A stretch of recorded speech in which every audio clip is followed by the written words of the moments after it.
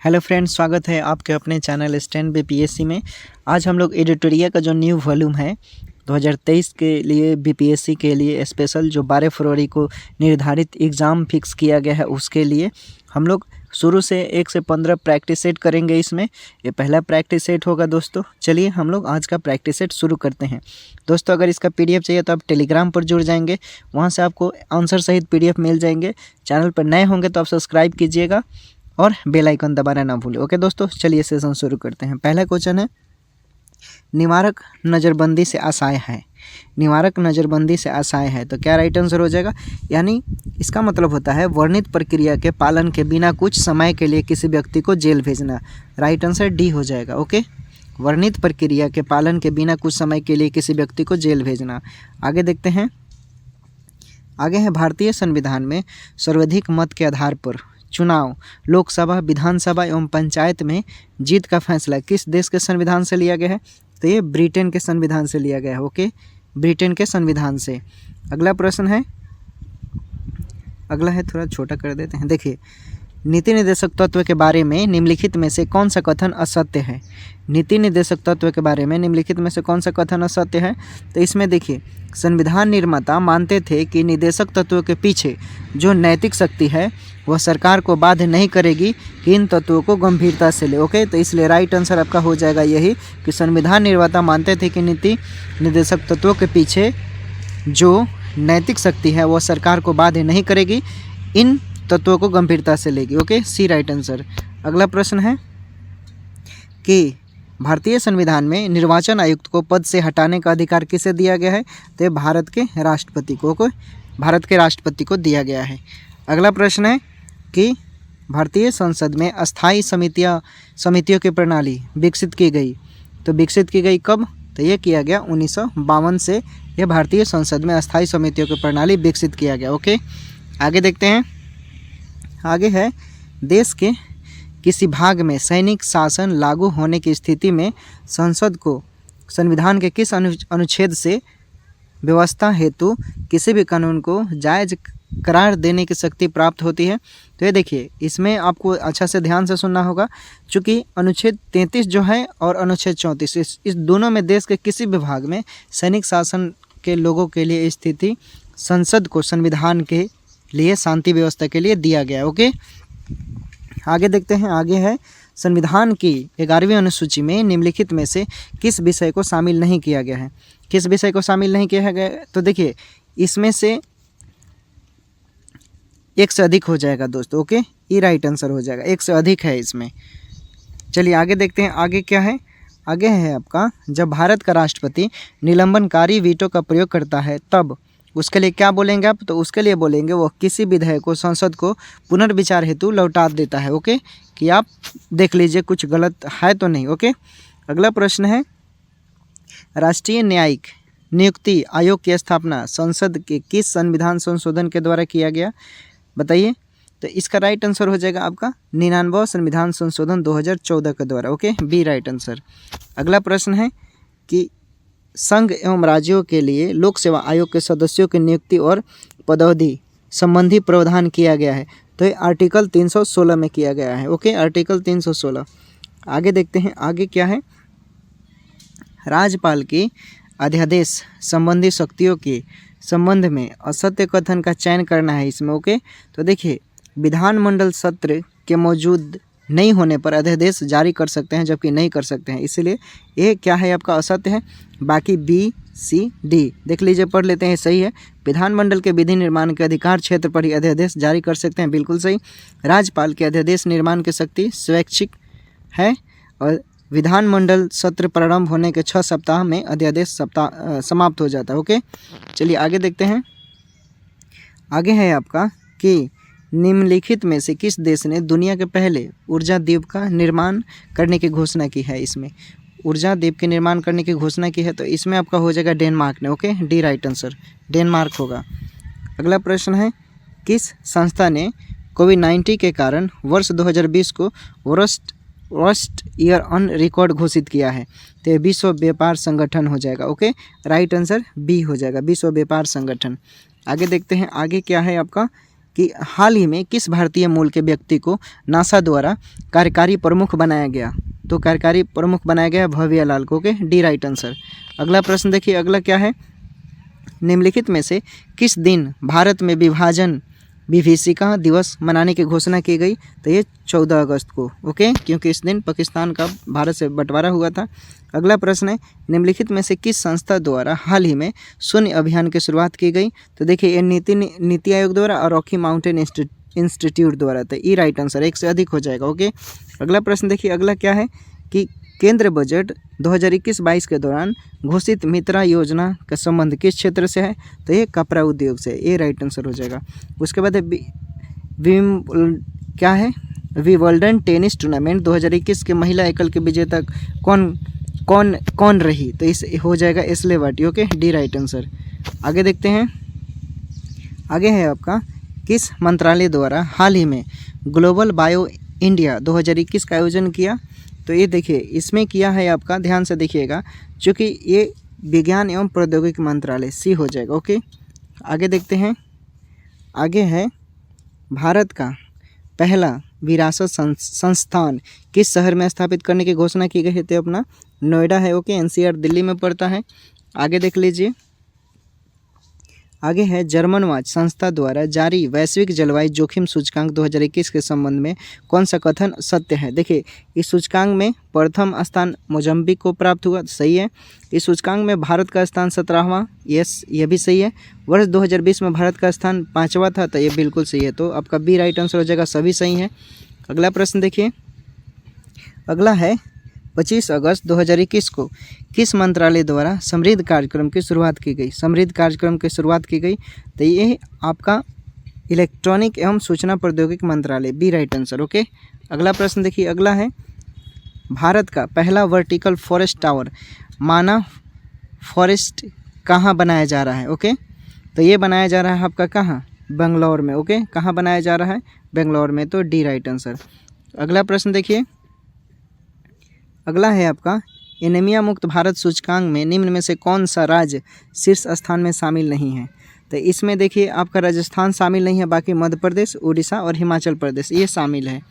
अगला प्रश्न देखते हैं, अगला है ओलंपिक 2020 की पदक तालिका में शीर्ष 4 स्थान पर रहने वाले देशों का सही क्रम कौन सा है। देखिए इसमें ध्यान से देखिए, तो ये चीन जो है पहले स्थान पर है। ओके सॉरी, चीन नहीं होगा, बता रहे हैं, ये आपका हो जाएगा अमेरिका पहले स्थान पर, चीन दूसरे स्थान पर, जापान दूसरे स्थान पर और ग्रेट ब्रिटेन। तो आपका बी राइट आंसर हो जाएगा। ओके, चलिए आगे देखते हैं, आगे है पाक की खाड़ी में डुगोंग संरक्षण रिजर्व की स्थापना की घोषणा किस राज्य सरकार ने की है। किस राज्य सरकार ने, तो ये केरल ने किया है। ओके, किसने किया है, सॉरी केरल नहीं होगा, माफ़ कीजिएगा, क्योंकि पाक की खाड़ी के बोल रहे हैं, तो ये तमिलनाडु में शुरू की गई। ओके, तमिलनाडु सरकार ने, बी राइट आंसर हो जाएगा। आगे देखिए, आगे है भारत रेल द्वारा विश्व के प्रथम हॉस्पिटल ट्रेन का उद्घाटन किया गया। ट्रेन का नाम क्या है, तो life line express. Okay, life line express ने किया था। ओके, आगे देखिए, आर्थिक सर्वेक्षण 2020-21 में उल्लेखित ए माइंड विदाउट फियर का संबंध किस व्यक्ति से है। तो ये हो जाएगा आपका रविंद्रनाथ टैगोर के द्वारा। ओके, रविंद्रनाथ टैगोर ने ए माइंड विदाउट फियर का संबंध बताया, उन्हीं से ये संबंधित है।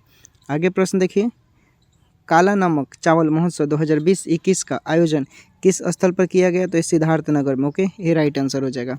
उसके बाद रामसर सूची में किस देश का सर्वाधिक स्थल शामिल है। तो ये great Britain. Okay, D right answer हो जाएगा। अगला प्रश्न देखते हैं, अगला है किस राज्य ने नॉलेज इकोनॉमिक मिशन शुरू किया। नॉलेज इकोनॉमिक, तो नॉलेज इकोनॉमिक शुरू करने वाला देश हो जाएगा आपका, पता है आप लोग को, इसका राइट आंसर हो जाएगा Kerala. Okay, right answer B हो जाएगा। आगे देखिए, आगे है देश के प्रथम राष्ट्रीय heart failure research bio bank स्थापना निम्न में से किस संस्थान में की गई। तो ये SCTIMST तिरुवनंतपुरम में किया गया। ओके, सी राइट आंसर। अगला प्रश्न देखिए, अगला है राजीव गांधी खेल रत्न पुरस्कार का नाम बदलकर क्या रखा गया। तो ये मेजर ध्यानचंद खेल रत्न पुरस्कार। ओके, क्या हो जाएगा राइट आंसर आपका, यानी मेजर ध्यानचंद। चलिए आगे देखिए, आगे है विश्व बैंक शिक्षा सलाहकार के रूप में किसे नियुक्त किया गया है। किसे नियुक्त किया गया, तो रंजीत सिंह डिसाले को नियुक्त किया गया है।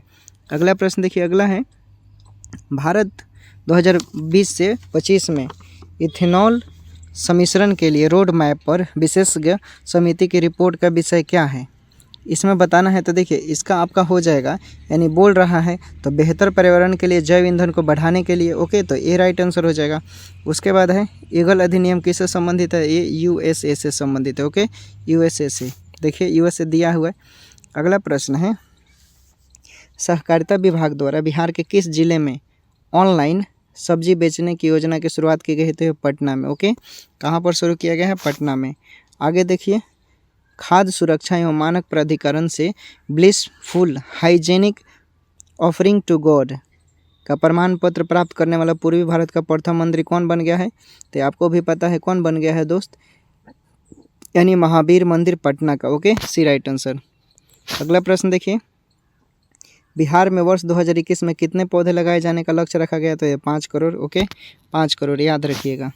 अगला प्रश्न है किस गांधीवादी विचारक और जमनालाल बजाज पुरस्कार से सम्मानित व्यक्ति का निधन बोधगया के समन्वय आश्रम में 2021 में हो गया?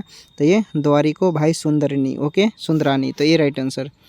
अगला प्रश्न देखिए, अगला है आपका कि पटना आरा सासाराम सड़क को केंद्र सरकार ने राष्ट्रीय राजमार्ग का दर्जा दिया है। राजमार्ग का क्या नाम है? तो NH 119 से। ओके, ये राइट आंसर। अगला प्रश्न है कि निम्न कथनों पर विचार कीजिए। ओके, निम्न कथनों पर विचार कीजिए। तो इसमें क्या बताना है? देखिए दिया हुआ है कि ताप बढ़ने से पदार्थ का आयतन बढ़ता है, तो बिल्कुल बढ़ता है। ओके, ताप घटने से वायु में ध्वनि का वेग घटता है, तो बिल्कुल घटता है। ताप बढ़ने से पदार्थ की अवस्था में भी परिवर्तन हो सकती है, तो बिल्कुल हो सकता है। ओके, तो डी राइट आंसर हो जाएगा। अगला प्रश्न देखिए दिया है फैराडे के इलेक्ट्रोलिसिस का नियम संबंधित है, किससे संबंधित है?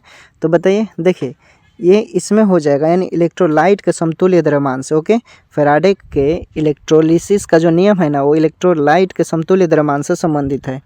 अगला प्रश्न देखिए, अगला क्वेश्चन है आपका निम्न में से कौन सा कथन सही नहीं है? कौन सा कथन सही नहीं है? तो देखिए दूरी का सबसे बड़ा मात्रक खगोलीय इकाई होता है क्या? तो आप बोलेंगे नहीं, बिल्कुल नहीं है, तो यही आपका गलत हो गया, बाकी सब ठीक है। ओके, अगला प्रश्न देखिए, अगला है तरंग के विस्थापन का मान निम्न में से कौन कारकों पर निर्भर नहीं करता है? कौन? तो देखिए तरंग क्या पर निर्भर नहीं करता है? तरंगों के संरचन के दिशा पर निर्भर नहीं करता है। तो इसमें देखिए आप ध्यान से देखेंगे तो सभी हो जाएगा इसका। ओके, ई राइट आंसर हो जाएगा, एक से अधिक हो जाएगा। अगला प्रश्न है जब प्रकाश विरल से संघन माध्यम में जाता है तो माध्यम के प्रकाश गति में क्या होता है? तो ये घट जाता है दोस्तों के। विरल से, याद रखिएगा, विरल से संघन में जाता है तो प्रकाश गति में कमी होती है, और वही सघन से विरल में जाता है तो बढ़ता है प्रकाश की गति। ओके, अगला प्रश्न देखिए, अगला है संयानता के संबंध में कौन सा कथन असत्य है? देखिए तापमान में वृद्धि के साथ तरल पदार्थों की संयानता तेजी से बढ़ती है, तो ये बढ़ती है। ओके, तापमान में वृद्धि के साथ गैसों की संयानता कम हो जाती है, तो कम हो जाती है। संयानता का ऐसे मात्रक पास्कल सेकेंड। आदर्श तरल पदार्थ की संयानता 0, तो 1 से अधिक हो जाएगा। ओके, 1 से अधिक हो जाएगा, ई राइट आंसर।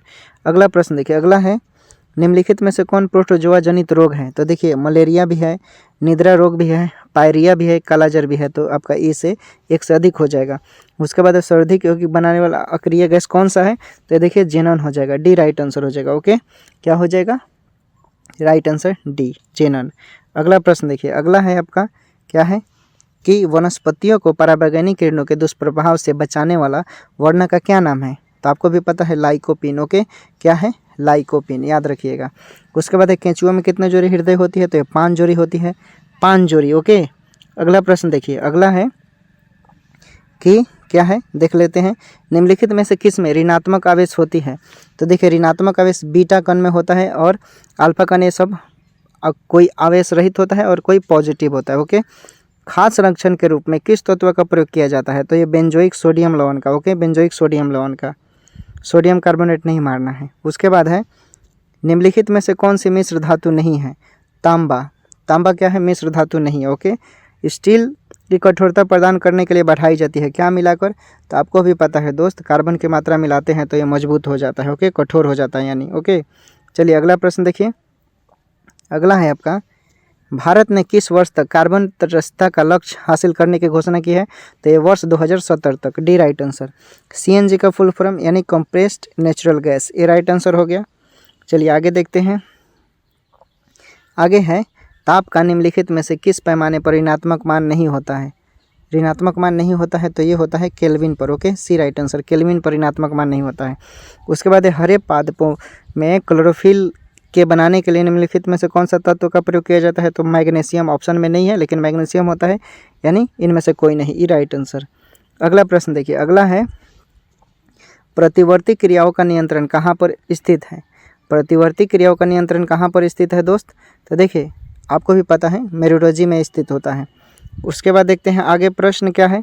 आगे है रदरफोर्ड के परमाणु नाभिक मॉडल के अनुसार निम्नलिखित में से कौन सा कथन असत्य है? तो देखिए सारे ऑप्शन को ध्यान से देखेंगे तो आपको मिलेगा कि परमाणु के नाभिक में इलेक्ट्रॉन और न्यूट्रॉन जो होते हैं ये गलत है। ओके, उन्होंने बोला था प्रोटॉन और न्यूट्रॉन का, इलेक्ट्रॉन तो नाभिक के बाहर होता है। ओके, चलिए आगे देखिए, आगे है आपका कि निम्नलिखित में से रासायनिक परिवर्तन कौन है? इसमें से आपको बताना है निम्नलिखित में से रासायनिक परिवर्तन कौन है। तो देखिए लोहे में जंग लगना ये रासायनिक परिवर्तन है, और भोजन का पचना ये रासायनिक परिवर्तन है, तो इसमें आपका एक से अधिक हो जाएगा। उसके बाद है निम्नलिखित में से तंत्रिका तंत्र की इकाई कौन है? तो वेरी सिंपल, न्यूरॉन है, न्यूरॉन। आगे देखते हैं, आगे है निम्नलिखित में से कौन अदिश राशि है? तो देखिए कार्य जो है ये अदिश राशि है। उसके बाद है न्यूटन के किस गति नियम के अनुसार क्रिया एवं प्रतिक्रिया का मान बराबर होता है? तो न्यूटन के तृतीय गति नियम के अनुसार, यानी इसमें दिए हुए देखने से पता चल रहा है, बेसिक है। आगे देख लीजिए,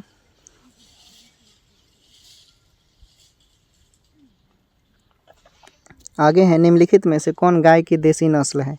तो देखिए साहिवाल और रेड सिंधी। ओके, ये क्या है? देसी नस्ल है, तो एक से अधिक हो जाएगा। उसके बाद है निम्नलिखित में से कौन धातु का गुण नहीं है? धातु का गुण नहीं है बता रहा है, तो इसमें देखिए आघातवर्धता धातु होती है, बिल्कुल सही।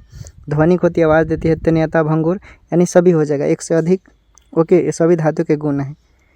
चलिए आगे देखते हैं, आगे है सोडियम का परमाणु भार 23 है, तो उसकी परमाणु संख्या क्या हो जाएगा? यानी परमाणु संख्या 11 होता है। Okay, B right answer. मनुष्य में वृक्क या तंत्र का भाग जो है संबंधित है उत्सर्जन से। ओके, उत्सर्जन में सहायक होता है। अगला प्रश्न देखिए, अगला है जब गोलीय दर्पण अवतल दर्पण में वस्तुतः वक्रता केंद्र पर होती है तो उसका प्रतिबिंब कहाँ बनेगा? तो देखिए वक्रता केंद्र पर रहेगा तो वक्रता केंद्र पर ही बनता है, बी राइट आंसर हो जाएगा। देखिए आगे प्रश्न है निम्नलिखित में से किस तत्व का प्रयोग सेमीकंडक्टर में नहीं किया जाता? सेमीकंडक्टर में पूछ रहा है, तो देखिए सेमीकंडक्टर में ध्यान से देखिएगा क्वेश्चन, ये माइनर यही गलती हो जाता है। ओके, देखिए सेमीकंडक्टर का इसमें से प्रयोग जो है एक से अधिक में, यानी एक ई हो जाएगा राइट आंसर। ओके, अगला प्रश्न देखिए, अगला है आपका निम्नलिखित में से कौन सा जोड़ा सही सुमेलित नहीं है? कौन सा सही सुमेलित नहीं है? तो इसमें भी देखिए इनमें से कोई नहीं। ओके, ये राइट आंसर हो जाएगा। उसके बाद अगला प्रश्न देखिए, निम्नलिखित में से कौन सा राज्य सरदार सरोवर परियोजना में सम्मिलित नहीं है? तो देखिए इनमें से भी कोई नहीं होगा, चूँकि कोई नहीं है तो इनमें से ई, देखिए ये ऑप्शन तो है बीपीएससी में। निम्नलिखित में भारत का कौन सा पतन पूर्वी तट पर स्थित है? पूर्वी तट पर भी इनमें से कोई नहीं है। ओके, ये राइट आंसर हो जाएगा। अगला प्रश्न देखिए, अगला है मिलान करना है इसमें। ओके, क्या करना है? मिलान करना है। तो देखिए गुरु क्या दिया है? गुरु महिसानी कहाँ है? गुरु महिसानी हो जाएगा, लौ अयस्क के लिए प्रसिद्ध है। ओके, उसके बाद है तलचारी। तलचारी कहाँ पड़ता है? उड़ीसा में, तो इसका राइट आंसर हो जाएगा कोयला। तलचारी उड़ीसा कोयला के लिए प्रसिद्ध है। ओके, उसके बाद है जादूगोरा। तो जादूगोरा झारखंड में पड़ता है, यूरेनियम के लिए प्रमुख है। और जवार जो है राजस्थान में पड़ता है, जस्ता के लिए। ओके, चलिए अगला प्रश्न देखते हैं। अगला है कि निम्नलिखित में किन पहाड़ियों पर उष्णकटिबंधीय सदाबहार वन पाई जाती है? तो ये नीलगिरी पहाड़ी पर। ओके, क्या हो जाएगा आपका? नीलगिरी पहाड़ी पर। उसके बाद है मानचित्र पर खींची हुई वे रेखाएं जो सागर तल से समान ऊंचाई को निरूपित करती है तथा विभिन्न स्थानों से होकर गुजरती है, उसे क्या बोलते हैं? बताइए उसे क्या बोलते हैं? तो उसे हम लोग बोलते हैं दोस्त, यानी समोच्च रेखाएं। ओके, समोच्च रेखाएं, बी राइट आंसर। अगला प्रश्न देखिए, अगला है आपका कि निम्न में भारत में धार्मिक जनसंख्या का सही क्रम कौन सा है? सही क्रम कौन सा है? तो देखिए हिंदू पहले आ जाएंगे, उसके बाद मुस्लिम, उसके बाद ईसाई, उसके बाद Sikh. Okay, B right answer. उसके बाद है निम्नलिखित में से शीत मरुस्थल कौन सा है? शीत मरुस्थल यानी ठंडा तो अटाकामा है, बाकी सहारा थार ये जो है गर्म मरुस्थल है। ओके, आगे देखिए, आगे है आपका कि निम्नलिखित में से बिहार का कौन रेल सह सड़क पुल नहीं है। रेल सह सड़क पुल नहीं है इसमें से, तो इसमें से आपका हो जाएगा देखिए विक्रमशिला, ये नहीं है। ओके, रेल सह सड़क पुल नहीं है विक्रमशिला। उसके बाद है पद्मश्री सीता देवी किसकी विद्या की प्रसिद्ध हस्ती थी, तो ये मधुबनी पेंटिंग के लिए इनको पद्मश्री मिला था, सीता देवी को। ओके, अगला प्रश्न देखिए, अगला है आपका, देखते हो, दिया है गंगा नदी के किनारे सबसे निकट शहर कौन सा है। गंगा नदी के किनारे सबसे निकट शहर कौन सा है, तो मुंगेर। ओके, मुंगेर हो जाएगा आपका, ये गंगा नदी के किनारे है। उसके बाद है बिहार में जनसंख्या घनत्व का सही क्रम कौन सा है, तो देखिए पटना पहले हो जाएगा, क्योंकि बिहार में जनसंख्या घनत्व का सही क्रम घटते हुए क्रम में पूछ रहा है। ओके, तो उसके बाद हो जाएगा, यानी आपका राइट आंसर इसमें से देखिए शिवहर पहले होगा, उसके बाद पटना, दरभंगा, वैशाली। ओके, तो बी राइट आंसर हो जाएगा। चलिए आगे देखते हैं, आगे है आपका कि भारत के किस राज्य में राज्य या केंद्र शासित प्रदेश में नेलांग घाटी अवस्थित है। नेलांग घाटी, तो ये उत्तराखंड में नेलांग घाटी अवस्थित है। ओके, अगला प्रश्न देखिए, अगला है आपका, इनमें से कौन सी परियोजना बिहार राज्य में अवस्थित है। कौन सी परियोजना, तो मंडल डैम परियोजना। मंडल डैम परियोजना नहीं होगा, क्योंकि एक से अधिक हो जाएगा। कोयलाकार परियोजना भी है, तो एक से अधिक हो जाएगा। ओके, अगला प्रश्न, इनमें से कौन सी नदियाँ भ्रंश घाटी का निर्माण नहीं करती, तो सोन जो है ये भ्रंश घाटी का निर्माण नहीं करती, नर्मदा करती है। अगला है कि प्रायद्वीपीय भारत की दो सबसे ऊंची चोटियाँ अनाईमुडी और डोडा बेटा क्रमशः निम्नलिखित पहाड़ियों पर स्थित है, तो ये आनामलाई और नीलगिरी पहाड़ी, ए राइट आंसर हो जाएगा। उसके बाद है आपका सूर्य के संबंध में निम्नलिखित में से कौन सा कथन गलत है। आपको बताना है इसमें से कौन सा कथन गलत है, तो देखिए ध्यान से देखिएगा ऑप्शन, इनमें से एक से अधिक हो जाएगा। ओके, एक से अधिक हो जाएगा। अगला प्रश्न देखिए, अगला है निम्न में से कौन सा जोड़ा खनिज और उत्पादक क्षेत्र में संबंध बताता है जो सही है, तो इसमें बताना है कौन सा सही है। तो अब ध्यान से देखेंगे तो एक से अधिक हो जाएगा। ओके, ये राइट आंसर हो जाएगा। अगला प्रश्न है, गंगा नदी के दक्षिणी सीमा से सटे हुए जिलों का पूर्व से पश्चिमी सही क्रम बताना है। पूर्व से पश्चिमी सही क्रम कौन हो जाएगा, तो देखिए इसमें ध्यान से देखेंगे तो देखिए मुंगेर, लखीसराय, पटना, भोजपुर, यानी ए राइट आंसर हो जाएगा। आगे है आपका, निम्न में से किस महादेश में सवाना जलवायु प्रदेश का विस्तार जो है ये इसमें से नहीं बताना है। क्या है इसमें से नहीं है, तो देखिए ऑप्शन को, चारों ऑप्शन को ध्यान से देखेंगे तो उत्तरी अमेरिका जो है ये नहीं है इसमें। ओके, अगला प्रश्न देखिए, अगला है 2011-12 के स्थिर मूल्य पर बिहार के प्रति व्यक्ति सकल राज्य घरेलू उत्पाद 2019-20 में कितना है। 2019-20 में कितना था, तो ये 34,413। ओके, 34,413 रुपया था। उसके बाद है मांग की लोच कितने प्रकार की होती है। मांग की लोच आपको पता है 5 प्रकार की होती है। अगला प्रश्न देखिए, अगला है निम्न तत्व अनवरत योजना का संबंध बताना है। ओके, क्या बताना है अनवरत योजना का संबंध, देखिए इसमें एक से अधिक हो जाएगा। ओके, अगला प्रश्न देखते हैं, इसमें बताना है ई रोपी के संबंध में निम्नलिखित में से कौन सा कथन असत्य है।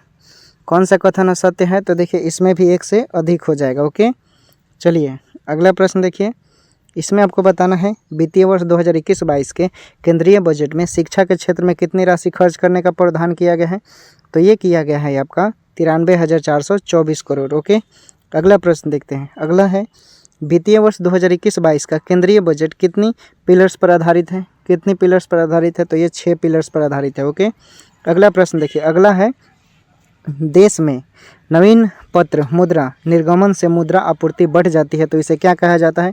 इसे क्या कहते हैं, यानी इसे करेंसी स्फीति कहते हैं। ओके, करेंसी स्फीति।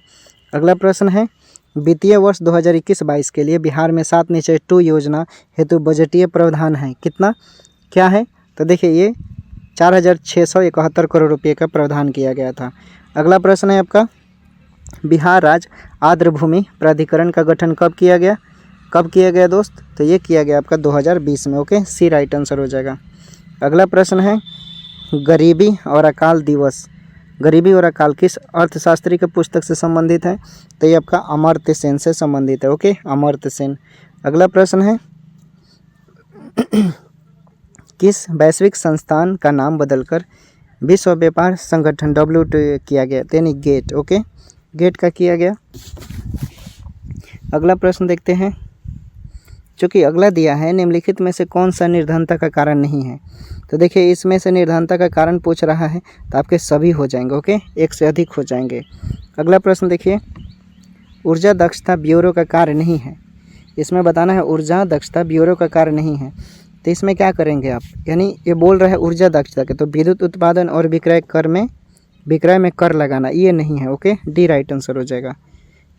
अगला प्रश्न देखिए, निम्नलिखित में से चंद्रगुप्त के कुम्हारर स्थित महल की खुदाई किसने करवाई। तो डॉक्टर स्पूनर ने कराई थी, ए राइट आंसर। अगला प्रश्न है, नौपसानिक स्थल चिरांद कहाँ पड़ता है। बिहार के सारण में। निम्नलिखित में से किस फसल के साक्ष्य प्राप्त नहीं हुए। तो देखिए चावल, चना, गेहूं, जौ, ये सभी प्राप्त हुए थे। तो आपका एक से इनमें से कोई नहीं हो जाएगा। ओके, अगला प्रश्न देखिए, अगला है, निम्नलिखित में से विद्यापति की रचना नहीं है। तो देखिए ऋतुवंश से विद्यापति की रचना है, बाकी कृतिलता, पदावली और गौरक्षा विजय, ओके, ये उनकी विद्यापति की थी। ओके, अगला प्रश्न देखिए, अगला है आपका, बिहार से सर्वप्रथम किस हिंदी समाचार पत्र का प्रकाशन हुआ था।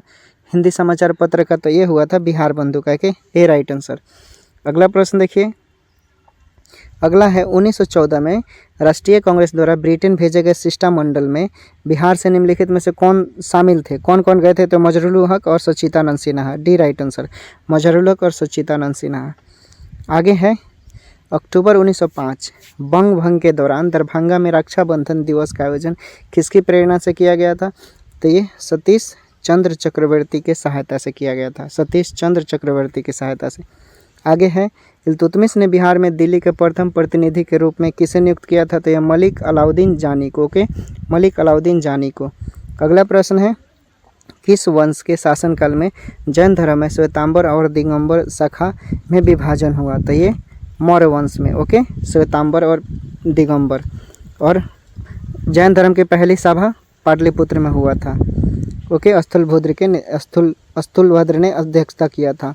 गांधी जी ने बिहार के किस स्थान को 1927 में आधुनिक तीर्थ स्थान की संज्ञा दी थी। तो ये दरभंगा को दिया था। ओके, अगला प्रश्न है, बिहार शब्द का सबसे पहले प्रयोग किस मध्यकालीन इतिहासकार ने किया। तो ये मिनहाज ए सिराज, ओके, मिनहाज ए सिराज, ये पूछा गया है। मोहम्मद बिन तुगलक के बारे में किस इतिहासकार ने कहा था कि सुल्तान लोगों को कष्ट देना चाहता था, इसलिए उसने दिल्ली खाली करवाई। किसने कहा था। तो ये सामी ने कहा था। ओके, ये सामी ने। अगला प्रश्न देखिए, अगला है, दिल्ली नामक सिक्का किस वंश के काल में ढाला जाता था। तो ये तोमर वंश के काल में, ओके, तोमर वंश के काल में ढाला जाता था।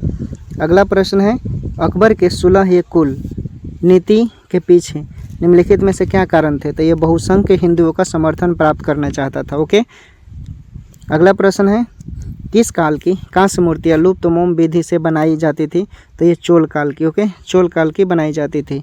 अगला प्रश्न है, 16वीं से, एक मिनट इसे छोटा करना पड़ेगा थोड़ा, देखिए बोल रहा है 16वीं से 17वीं शताब्दी में कार्य या परपात्र का संबंध किससे था। इसमें देखिए ये था पुर्तगालियों द्वारा एशियाई समुद्र में जहाज़ों को आवागमन का आज्ञापत्र, okay, D right answer.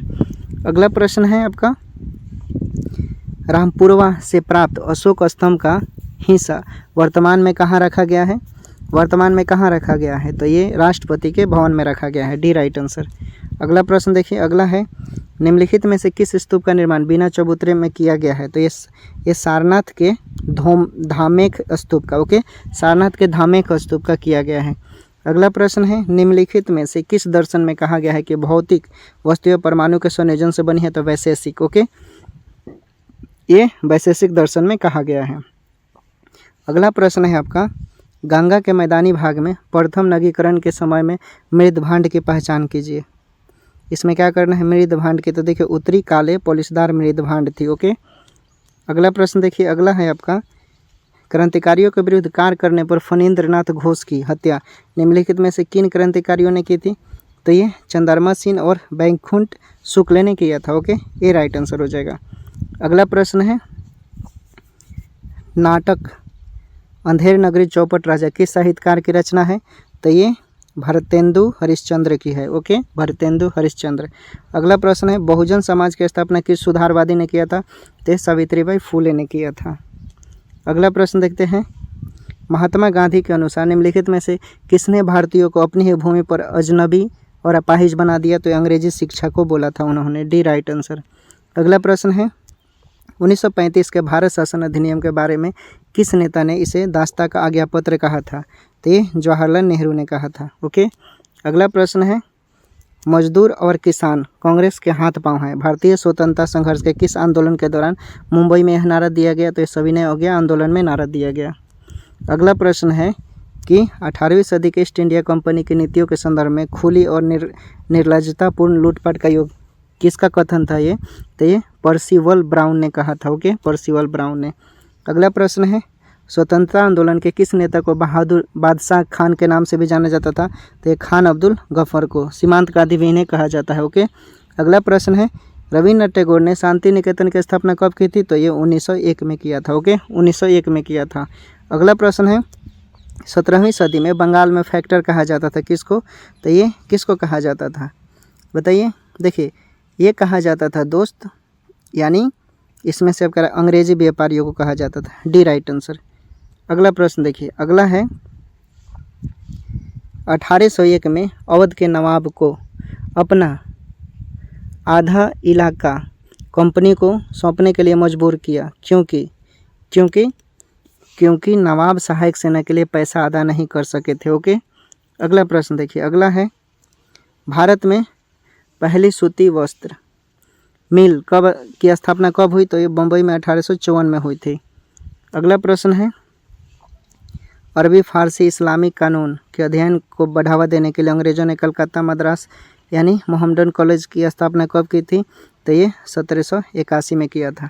Okay, 1781 में। अगला प्रश्न देखिए, अगला है आपका, कांग्रेस के मंच से स्वशासन राज की मांग को सबसे पहले किस नेता ने उठाया? तो गोपाल कृष्ण गोखले ने उठाया था। अगला प्रश्न है आपका, बंगाल विभाजन 1905 के बाद किस नेता ने कहा था कि वर्तमान परिस्थितियों में प्रशासन चलाना असंभव बना दे? तो ये अरविंद घोष ने कहा था। अगला प्रश्न देखते हैं, प्रसिद्ध दांडी मार्च में गांधी जी ने कितने अनुयायियों के साथ यात्रा की आरंभ की? तो ये 78। अगला प्रश्न है, राजा राम मोहन राय ने अपनी युवा अवस्था में कुरान फारसी और अरबी साहित्य का अध्ययन किस शहर में किया था? तो ये पटना में किया था। ओके, कहाँ किया था? पटना में। तो दोस्तों, हमारा आज का प्रैक्टिस सेट यहीं समाप्त हुआ। उम्मीद करते हैं आप लोग को अच्छा लगा होगा तो लाइक, कमेंट और अपना सुझाव दे, शेयर करें। मिलते हैं फिर इसी समय पर नए वीडियो में नए प्रैक्टिस सेट के साथ। तब तक अपना ख्याल रखें, पढ़ाई करें। टेलीग्राम पर जुड़े PDF के लिए और चैनल पर नए होंगे तो सब्सक्राइब कीजिएगा। Bye bye.